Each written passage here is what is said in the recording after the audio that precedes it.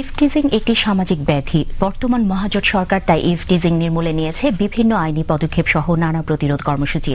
ছাত্রীদের সর্বাঙ্গীন নিরাপত্তা বিধানের জন্য সম্মিলিত প্রতিরোধ করার লক্ষ্যে 13 জুন 2010 সারা দেশে প্রথমবারের মতো পালিত হয় ছাত্রী উত্ত্যক্তকরণ প্রতিরোধ দিবস। ইভটিজারদের তাৎক্ষণিক শাস্তি প্রদানে ভ্রাম্যমাণ আদালত আইনে দণ্ডবিধির 509 ধারা সংযোজন করা হয়, যা 9 নভেম্বর 2010 থেকে কার্যকর করা হয়।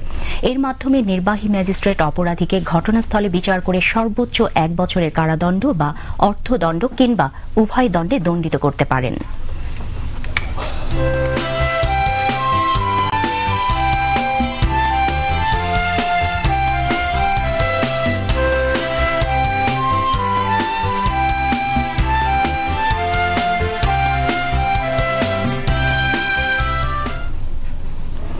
সরকারের 2 বছর পূর্তির প্রাক্কালে বিটিভির ধারাবাহিক প্রতিবেদনে আজ দেখুন এর উপর নাহিদ সুলতানার প্রতিবেদন। বাংলাদেশ সেসব উন্নয়ন দেশগুলোর একটি, যেখানে 1978 সালে প্রথম নারীদের উন্নয়নে পৃথক মহিলা বিষয়ক মন্ত্রণালয় প্রতিষ্ঠিত হয়। বাংলাদেশের সংবিধানেও নিশ্চিত করা হয়েছে নারীর সমতা, অথচ নারীর আত্মমর্যাদা নিয়ে বেঁচে থাকার ক্ষেত্রে তার মৌলিক অধিকারের লঙ্ঘন ইভটিজিং। এই গুরুতর সামাজিক সমস্যার গুরুত্ব উপলব্ধি করে বর্তমান মহাজোট সরকার এর বিরুদ্ধে নিয়েছে সর্বস্তরের সামাজিক আন্দোলন গড়ে তোলার কর্মসূচি। সেই সাথে নিয়েছে নানা আইনি পদক্ষেপ।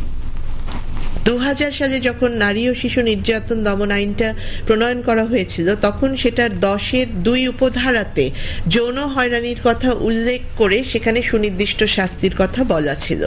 কিন্তু পরবর্তীতে 2003 সালের সংশোধনে 10(2) ধারাটি বাদ দিয়ে দেওয়া হয়। ফলে যৌন পীড়নের শাস্তি থাকলেও যৌন হয়রানির ব্যাপারে সুনির্দিষ্ট আর কোনো বিধান সেই আইনে আর ছিল না।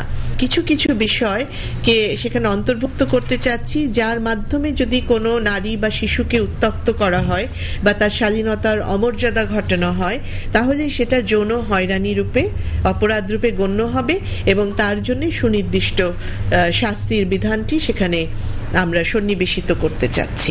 ইতিমধ্যে ভ্রাম্যমাণ আদালত আইনে দণ্ডবিধির 509 ধারাকে সংযুক্ত করে মোবাইল কোর্টকেই ক্ষমতা দেওয়া হয়েছে। ইভটিজিং এর শিকার হন কর্মপথে যাতায়াতকারী কর্মজীবী নারী, শিক্ষিকা কিংবা স্কুল কলেজগামী শিক্ষার্থীরা। তবে ইভটিজিং এর সবচেয়ে বেশি লক্ষ্যবস্তু হন স্কুল কিংবা কলেজগামী শিক্ষার্থীরা। ফলে ইভটিজিং থেকে বাঁচতে শিক্ষা জীবন থেকে অকালে ঝরে পড়ে উল্লেখযোগ্য নারী শিক্ষার্থী। এর ফলে একই সাথে বেড়ে যাচ্ছে বাল্যবিবাহের সমস্যা। এক্ষেত্রে ইভটিজিং বন্ধে প্রতিটি শিক্ষা প্রতিষ্ঠানে ইতিমধ্যে বিভিন্ন স্তরের প্রতিনিধিদের সমন্বয়ে ইভটিজিং প্রতিরোধ কমিটি গঠনের নির্দেশ দিয়েছে শিক্ষা মন্ত্রণালয়। এই মন্ত্রণালয় দেশের সর্বস্তরে সার্বিক সচেতনতার লক্ষ্যে 13 জুন সারা দেশে পালন করে শিক্ষা দিবস, যার মূল প্রতিপাদ্যই ছিল ইভটিজিং বা নারী উত্ত্যক্তকরণ প্রতিরোধ। যদি ছাত্রীদেরকে নিরাপদ করতে না পারি, তার নিরাপত্তাই দিতে না পারি, তাহলে তারা শিক্ষা প্রতিষ্ঠানে আসবেই না। লেখাপড়া করাবো কাকে আমরা? সুতরাং তাকে শিক্ষা প্রতিষ্ঠানে আনা, তার নিরাপত্তা দেওয়া, তার যাতায়াত নিশ্চিত করা, এই সবগুলো বিষয়কে আমরা গুরুত্ব দিচ্ছি। ইভটিজিংকে সামাজিক ব্যাধি উল্লেখ করে এর বিরুদ্ধে দৃপ্ত প্রত্যয় ব্যক্ত করেছেন স্বয়ং প্রধানমন্ত্রী শেখ হাসিনা। তিনি নারীদের আত্মহননের পথ বেছে না নিয়ে ইভটিজিং এর বিরুদ্ধে আরো প্রতিবাদী হওয়ার আহ্বান জানান। ক্ষেত্র বিশেষে এই যে ইভটিজিং এর কথা শুনি, নানা ধরনের কথা শুনি, আমি তো মনে করি যে আমাদের সমাজের নারীরা প্রত্যেকেরই এ ব্যাপারে আরো প্রতিবাদী হওয়া দরকার। আত্মহননের পথ বেছে নেওয়া না, আত্মবিশ্বাস অর্জন করে এটাকে মোকাবেলা করার জন্যই আমি আমার মেয়েদেরকে আহ্বান জানাবো। আর সেক্ষেত্রে আমার বলবো যে আমাদের সরকার এ ব্যাপারে যথেষ্ট সচেতন। শুধু আইন করে নয়, শুধু সরকারের বিভিন্ন পদক্ষেপই যথেষ্ট নয়। ইভটিজিং বন্ধে প্রয়োজন সামাজিক সচেতনতা, প্রয়োজন নারীর প্রকৃত মর্যাদা উপলব্ধিতে, এমনটিই মনে করেন সংশ্লিষ্টরা।